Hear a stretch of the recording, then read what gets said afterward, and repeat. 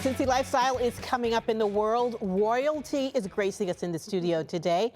The Princess of Sierra Leone, Africa is in town for a very special Black History Month event, and joining us now with the fascinating story of how she went from West Virginia to West Africa is Princess Sarah Culberson. Princess, thanks so much for being here. Thank you for having me. Oh my gosh, I've been talking to you over the past couple of months, but it's so good to actually see you in person. So tell us your story. I mean, it's fascinating how you went from West Virginia, you have roots there, and to West Africa, and you're a princess. So tell us about that journey. Yeah, so I was adopted, grew up in this loving all-white family in West Virginia. My birth mother's a white American. My birth father's from Sierra Leone, West Africa. They were young, they realized they weren't ready, so I was adopted, grew up, and then in 2004, I went to Sierra Leone to meet my birth family and the entire tribe.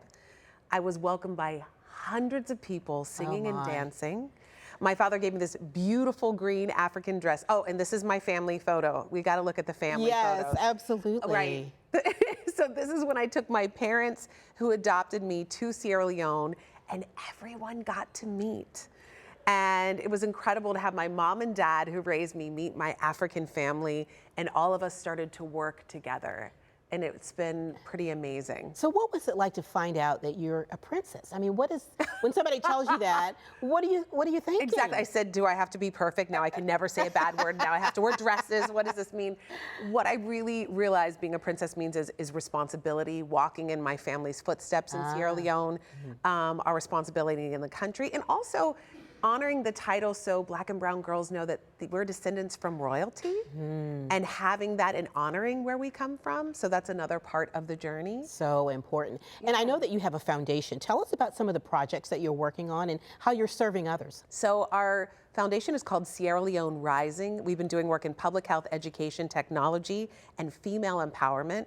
It's been absolutely incredible. We've been working with the PAD project, so girls have sanitary pads so they don't drop out of school. Wells for clean drinking water. That's me with my brother, Hindo Bay. That's the PAD project that we're working with girls so they stay in school. Solar lanterns. Oh my. So kids have electricity so they can do their homework. This is a little girl named Jillo. She hurt her leg, and we got her another leg so she can actually walk. Wow. And she's not climbing in the dirt anymore, and she's just a light.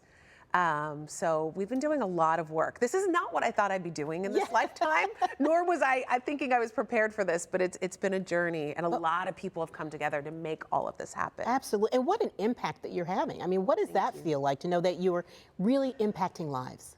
You know, I'm grateful. I feel like we're all here for a reason, and we all have our journeys, and there's some way we should all be giving back, and that I can do it in this way. Just, it gives me my purpose. Yeah.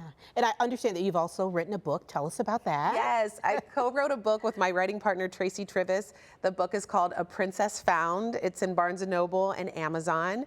And we're really excited. It's a whole story of the whole journey that we're turning into a movie. So a movie? Yes, yes. We sold it to Disney, and we're working on turning it into a movie. So that is amazing. So will the movie be called the same? Yes, same title. It should be the same title. We'll have to look for it then. Yes. Wow. Yes. And I know you're in town because you're going to be speaking with the Scripps employees. Yes. So tell us about the message that you're going to give to them because this is Black History Month. I know that's the big reason you're here. Yeah, we're going to be talking about how can we be better together. We're also going to talk about our history, descendants from Africans and brought to different places in the world and made slaves, but knowing our journey and our history and the power of who we are. Yes. And we're also going to talk about allyship and the power of working together and supporting each other on our journeys and embracing our similarities and differences that we all have.